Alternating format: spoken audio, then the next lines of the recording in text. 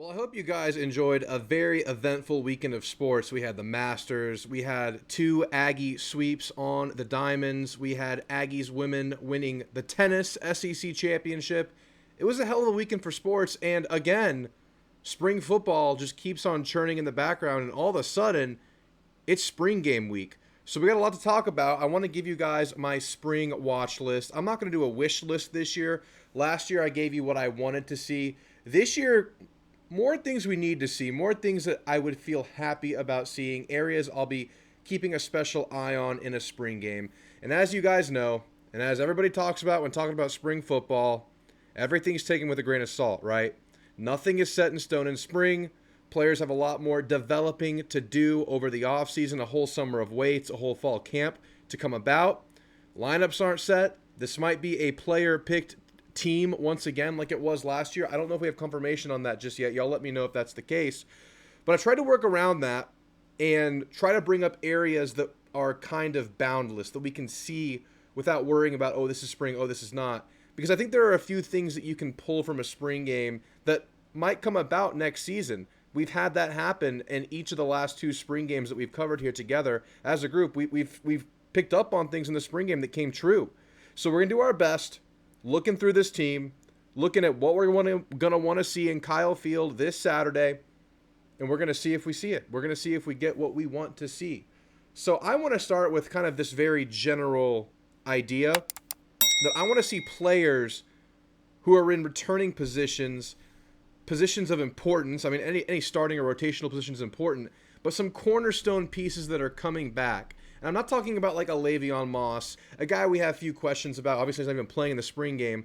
I'm not looking at, a Trey Zune who we feel confidence in. I'm not looking at like an Amar'e Reed Adams who isn't even playing in the game. But if he were, that would not be a guy I would necessarily key in on.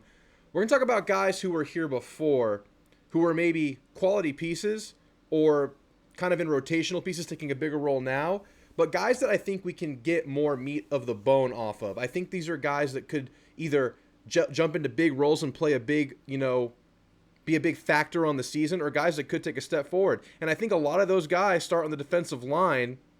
So when you're talking about the defensive line, there's really only two interior guys coming back, and I'm looking at both of them. Albert Regis was an absolute just stability piece for this defensive line last year.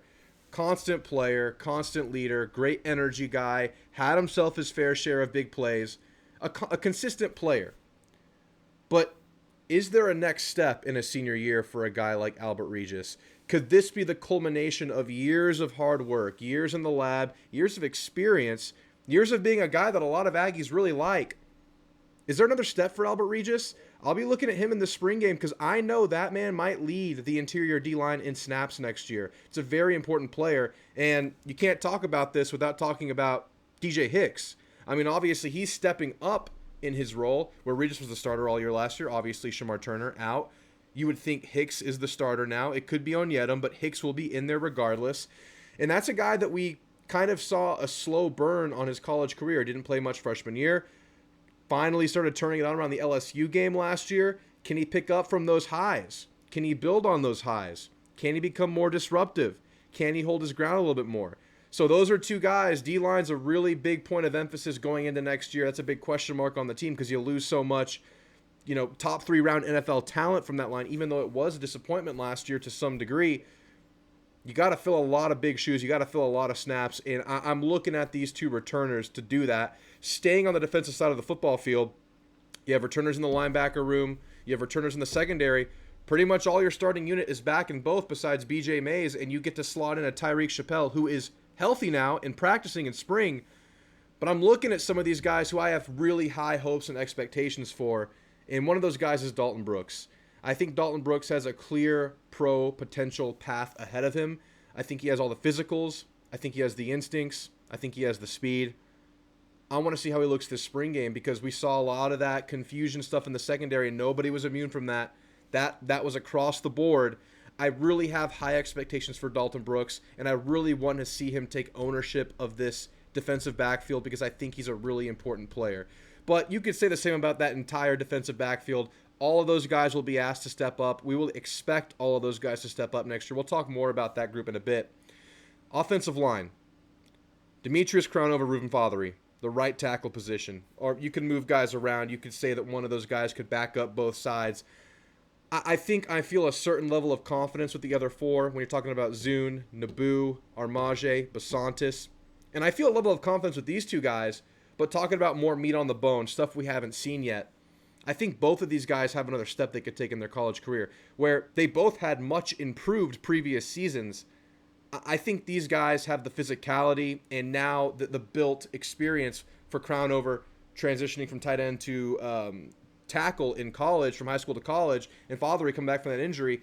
I would like to see the right tackle position take a big step forward this year, and you have two great options to do so with, two guys that will once again battle for reps, two guys that you're going to see in this spring game, and I would like to see them at their best yet, even in this spring game sample size, because they've been healthy, they've been working.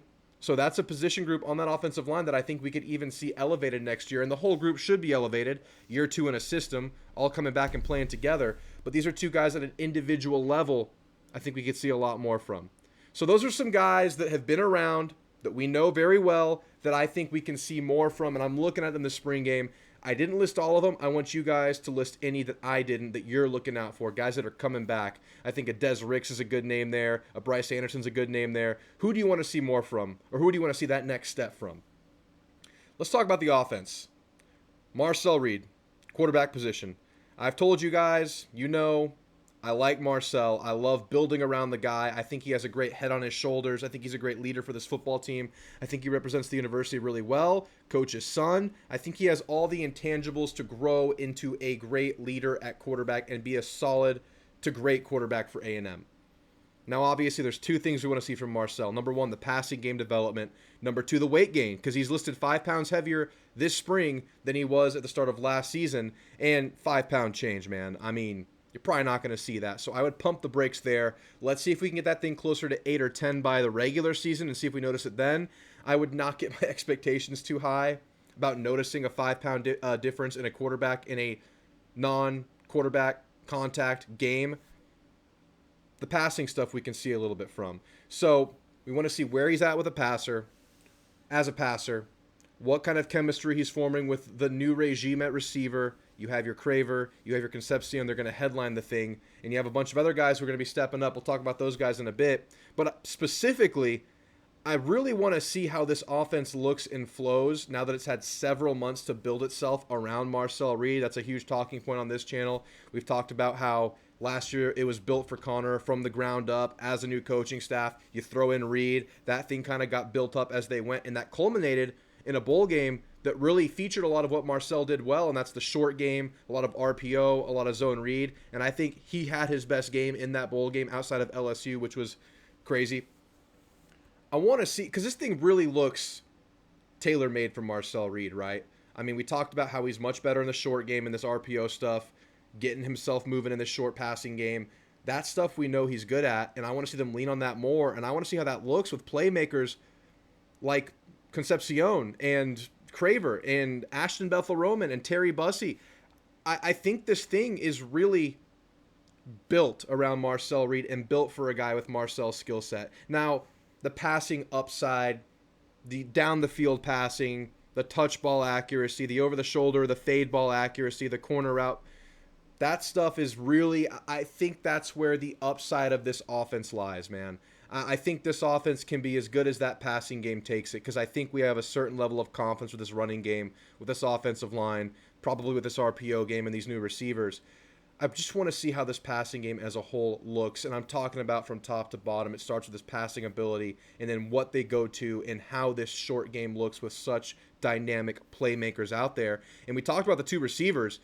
I mean, you got some good pass catchers at running back. You got Owens back, closer to 100% than what we saw him at the end of the last season, where he was kind of just giving it that early go. Amari Nyblack, Keody Armstrong, these are guys that could make a big difference next season, and I feel like we're upgrading in both the tight end and running back room in terms of pass catchers. So I want to see how much those things are featured. Let's just see how this offense looks as a passing game, and I'm really excited to see it. But speaking of those weapons, a little bit deeper into the receiver room, we're obviously going to have a hell of a time looking at KC and Craver, man. That's going to be so fun to watch this spring game. Get your popcorn out. Everyone's going to be watching that. Of course, on this channel, I'm going to try to give you a couple of other things to look at, things you might be thinking about in the back burner. So the cool thing about this receiver room is we've talked about it. You know it. I think the top three in the rotation, we have a pretty good level of confidence who that's going to be. It's going to be Craver, Concepcion, and Bussy. That's half a rotation right there in a room that might feature 6 or 7 guys. Who are the next 2 mainstays? Who are the next 3, 4 mainstays? These are a really good bet right now. It's Ashton Bethel-Roman and Isaiah Williams kind of knocking on that door right there. We saw Ashton Bethel-Roman on the cusp of that rotation late last year, getting a couple of reps, catching a couple of passes. Isaiah Williams logged a couple of snaps in the bowl game. Where are these two guys at? Has Ernest Campbell put on that prerequisite size to showcase his elite speed at the SEC level? Because that would be a hell of a playmaker to add. Has he found a path to playing time? And I think that all comes down to size, because he's very much an undersized incoming freshman last year. And are any of the true freshmen who are in their first weeks on college campus right now, first months really, are any of those guys ahead of that learning curve? Are any of those guys available to round out this rotation next year? I've had a couple of positive reports about TK Norman. Let's see if he can fit into the back end of this rotation. There's a lot of opportunity and excitement in this receiver room because, like I said, you're set at the top, and there's some new there. There's some excitement there.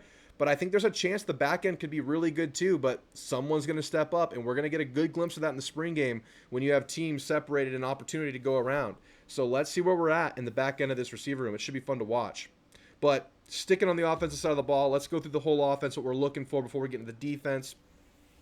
Running backs, we're obviously going to get a good, healthy dose of Ruben Owens. We're going to get a good, healthy dose of E.J. Smith. Now with Owens, want to see him take command of this room. He is the most tenured Aggie in the running back room this spring, with Amari and Le'Veon down with injury. Both should be healthy by spring. Inching closer and closer to 100%.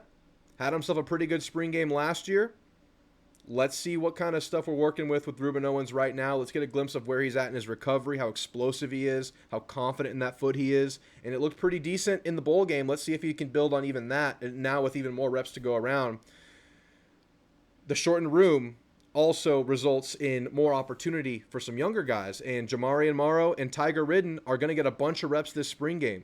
And while this is a very deep room with 4 guys that could play any game for A&M, when you're talking about the guys we know about that are coming back, these 2 guys are the future, and there's a good chance that this spring and all the opportunity that it presented with the amount of reps to go around with the injuries, that this could pay massive dividends for the development down the road, because you think about how many practices there are in a season, you get a lot of quality practices in spring, and it's a very significant part of a player's development.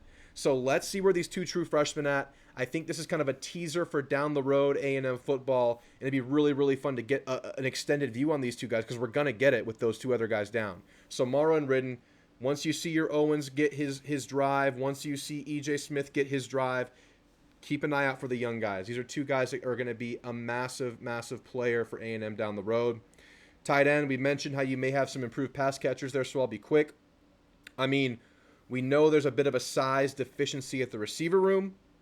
We know what Amari Nyblack represents. He's a great receiving tight end who was behind the 8 ball at Texas last year. His previous team, Gunnar Helm, was a great tight end. We heard Elko talk about this. Now he has opportunity.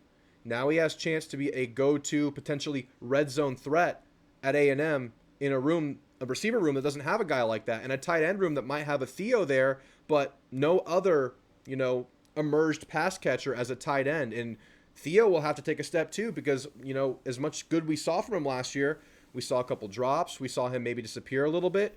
So I'm really interested to see what a Nyblack or a Coyote Armstrong could present for this team. A Nate Borkesher, he's going to have a great blocking role on this team. Does he have pass catching upside? Really exciting stuff in both the tight end and running back room in terms of pass catchers. And let's just see how they use Nyblack and Coyote, man.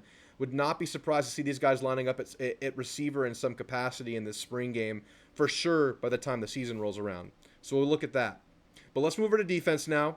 We already talked a little bit about the defensive line. We talked about a couple of guys coming back. Obviously, there's going to be a lot of new on that defensive line, at least new mainstays in the rotation. Maybe some names you're familiar with, like a Rylan Kennedy playing more now, a Cassius Howell in a much bigger role. But specifically for the D-line, what are the configurations we're going to see in this game? Now, it's probably player captain voted, so take every rotation and depth chart piece with a grain of salt. But I think we can still gain a little bit of knowledge based on what they're willing to do. Are they going to run 2 edge guys at a time, 2 guys you would think of as edge rushers? Are they going to start together on a first down scenario? Because we know strong side defensive end is not a position archetype, not a player archetype that A&M is necessarily flush on. I'm talking about those 280-pound hybrid defensive end, defensive tackle kind of players. Don't got a lot of those guys right now, where you've had a ton of those guys the last 5-6 years. You're really edge, tackle. It's very defined right now. So I'm curious to see if maybe an Onyedem, a guy who played some 3-tech for pretty much his whole career at Iowa State, he played a little bit of strong side defensive end there. Is that a guy they're willing to throw out there on first down, running down scenarios? Or are we just going to see the double edge look by way of just necessity, by the way of players that you have available right now? Very good chance it's a lighter look at defensive end this year. And when you're looking at this defensive line, when you're measuring it in the spring game, they're going up against some great competition. They're going up against maybe 6 returning starter caliber offensive linemen. I think the only one out is Armaje Reed-Adams. So you're going to get a really good feel for what this defensive line is when you're talking about both the guys we know about and the guys that may come to be. So let's look at these defensive line configurations. Let's see where they go with it. Let's see what these passing down packages look like. I'm excited to see a TJ Searcy out there. I'm excited to see the development of Rylan Kennedy. There's a lot to look at this defensive line. I think that's the one position group on the team where you have the most questions personnel-wise, the who's going to play-wise. That's a big, maybe my number one watch item for this spring game is what they're willing to do with that defensive line. So keep an eye on that. And also defensive tackle. We covered a lot of defensive end there. We know 3 for sure. Regis, Hicks, Onyedem. Which of the freshmen look good, man? Is it going to be a Chase Sims? Is it going to be a Landon Rink? Could Rink play some strong side defensive end? A superb athlete at 280 pounds, played tight end on 7-on-7s. I mean, DJ Sanders is another guy who probably has the size down already. You're going to have someone step up at defensive tackle. You're going to need at least 4. Who's that going to be? Secondary, we already touched on it. As a general concept, I want to see great competition with these receivers. I don't want to see that confused 2 guys in one area look. I don't want to see any of those jailbreak, bust, zone coverage plays this spring game. I want 0. And we'll go back and review. After the spring game, we'll talk about it. Because I know it's only been a couple months removed from that rough showing versus USC. But you have Will Lee healthy. He's practicing now. Tyreek Chappelle's practicing. In addition to that, everyone else should improve. Everyone else has been reflecting on exactly what their shortcomings were last year. And that was just communication and being at the right place at the right time, man. Let's just see that thing be much more solid. I don't need big playmakers. I don't need interceptions. I don't need game-changing plays. I just want a secondary that looks solid. And as a secondary note about the secondary, that's the second time that punt has happened. I don't plan it. What do they do with that Des Ricks spot? Is Des Ricks getting a majority of reps? How much does Humphrey play? And it's a spring game. That is taken with the utmost grain of salt. I still have a good feeling that Des Ricks is the guy. That's the guy I want it to be. I'm not throwing that guy back. I think sky's the limit for a guy like Des Ricks, even with his shortcomings down the stretch last year. I think he has all the potential in the world. And let's conclude with the linebackers here. And we know what we have in Scooby and York, and they're going to have to just, get better, improve, another year stronger, better, faster, whatever. All that has to happen. When we're talking about linebackers, and you can throw Sanford into this mix too, I want to see the young guys. I want to see the next iteration of Aggie linebacker. And it really comes around 2 guys. It circles around 2 guys, Jordan Lockhart and Tristan Jernigan. And I know Noah Mikael is there. I know there's a couple other options there. But I have really high hopes for Lockhart and Jernigan and Sanford. You lose Solomon DeShields. And I know he wasn't a mainstay necessarily, but he did log 200 snaps last year, just under 200 snaps. 200 more snaps to go around. Reason to believe Sanford will eat some of those up, logged just under 400 last year. But I think there's about 100 or so snaps to go around with maybe a 4th linebacker in this group. And I've been saying I'm really bullish on this room, on the future of the room with Lockhart, Jernigan, Sanford, and Mikael. I think Lockhart or Jernigan, one of those guys is going to emerge as a rotational piece for this linebacker room. So I'm looking at those 2 guys. You're going to see them play a lot this spring. We had a really good Scooby spring game last year. And that proved to be something you could lean on in the regular season. He had a pretty solid season that got better and better as the year went on. That whole linebacker crew really improved as the year went on. But I think one of these 2 guys, or both, are going to play a big role, if not this year, for sure down the road. So I'm keeping an eye on those 2 and Sanford, although I think I'm kind of throwing Sanford in there as an aside because I think we already have a feel for Sanford. I think he's kind of established, but really Lockhart and Jernigan. Let's keep an eye on those 2 guys. But that's it, guys. That's my spring game watch list. We're going to keep it short and simple here. Obviously, there's only so much you can take from a spring game, but this is where my gaze will be drawn during the game. Y'all let me know what I missed, what else you guys are looking out for. I'm excited to get to Kyle Field. I'm excited to watch Aggie football, as I'm sure all of you guys are, because, you know, the long offseason awaits right after this. The true offseason, the doldrums of the no football time of year is right around the corner. So let's enjoy it while we have it. Let's take it as just a taste of football and have a damn good time doing it. I'll see you guys really soon. I'll be going live Tuesday night for the midweek Aggie baseball game. They're on fire right now. Let's keep that thing going. See you there. Gig 'em.